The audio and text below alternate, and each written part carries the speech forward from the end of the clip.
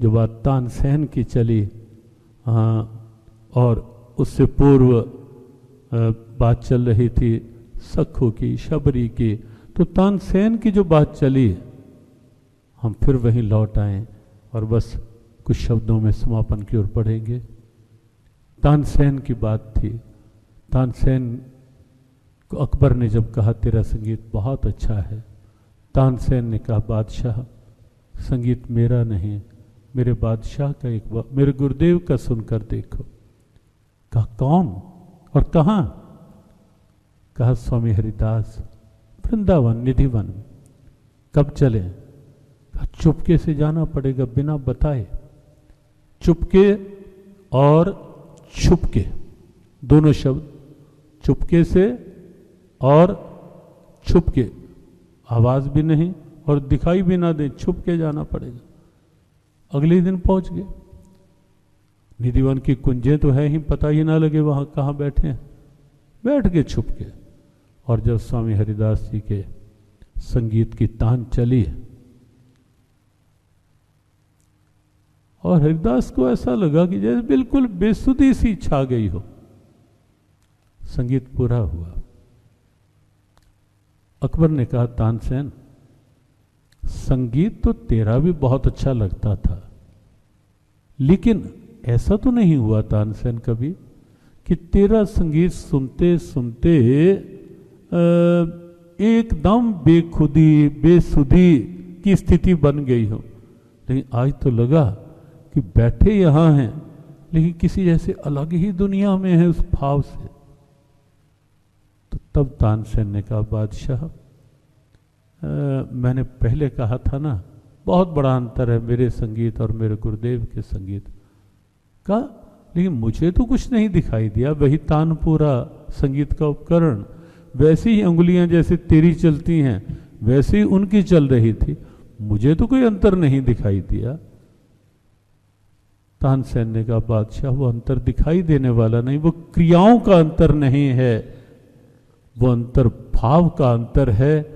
बस भाव का अंतर ये है बादशाह, मेरा संगीत चलता है, मेरे सामने दिल्ली का बादशाह होता है कि दिल्ली का बादशाह खुश रहे संगीत सुनकर, लेकिन मेरे गुरुदेव का जब संगीत की तान चलती है वहां कोई दिल्ली का बादशाह नहीं होता, वहां त्रिलोकी का बादशाह, उसकी प्रसन्नता होती है सामने कि त्रिलोक्य का बादशाह खुश रहे। अर्थात भाव में, मेरे भाव में तो केवल यहां तक की स्थिति होती है कि अकबर खुश रहे सुनकर, अकबर की वाहवाही होती रहे, लेकिन मेरे गुरुदेव के सामने केवल एक ही बात होती है कि वो त्रिलोकी का बादशाह, वो भगवान प्रसन्न हो जिससे वो भाव।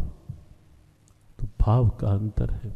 धर्म क्षेत्र कुरुक्षेत्र, कर्म वही है, वही कर्म बंधन बन सकता है, बन जाता है, वही कर्म समस्या बन जाता है, लेकिन वही कर्म समाधान भी बन सकता है, मुस्कान भी बन सकता है, वही कर्म भार भी बन सकता है, लेकिन वही कर्म जीवन का श्रृंगार भी बन सकता है। वही कर्म मोह के अधीन होकर, आसक्ति के अधीन होकर अर्जुन जैसी स्थिति बना सकता है। जो अर्जुन ने कहा तन कांप रहा है, मन गिर रहा है, चिंताओं में गिर रहा है, गांडीव छूट रहा है, साइकोलॉजिकल पूरी साइकोलॉजी अर्जुन के जीवन में। और इसीलिए हम कहते हैं साइकोलॉजी के छात्रों को बहुत यूनिवर्सिटी कि अगर साइकोलॉजी सही देखनी है तो आप गीता पढ़ो।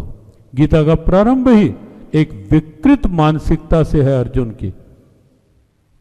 हाँ, जीव गीता ने यूं ही नहीं कहा कि भारत में शिक्षा पद्धति में गीता साथ हो। युवाओं का यदि मनोविज्ञान ठीक रखना है, साइकोलॉजी ठीक रखनी है, वो बिगड़े नहीं, अस्थिर ना हो, तो समाधान एक ही है कि शिक्षा के साथ गीता जी के कुछ सूत्र जोड़े जाए। ऐसे हर युवक के साथ, हर बच्चे के साथ भाव शुद्ध हो।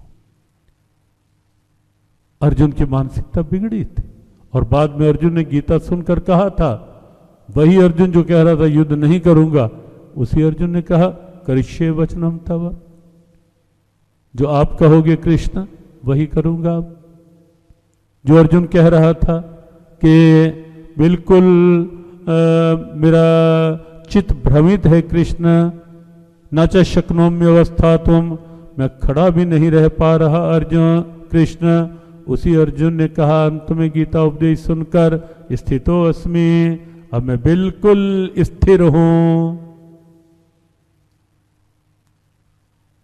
जो अर्जुन संदेह व्यक्त कर रहा था, पता नहीं क्या होगा कृष्ण, हम जीतेंगे, ये जीतेंगे, कौन मरेगा कौन, तब अर्जुन ने कहा गत संदेहा, मेरे सारे संदेह मिट गए Krishna, all my suspicions are gone, confusions are no more, मेरी सब कंफ्यूजन, सस्पिशन, शंकाएं, दुविधाएं मिट गई हैं कृष्ण।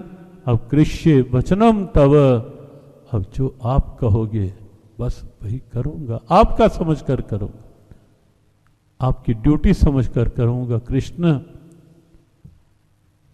और तब अर्जुन ने किया।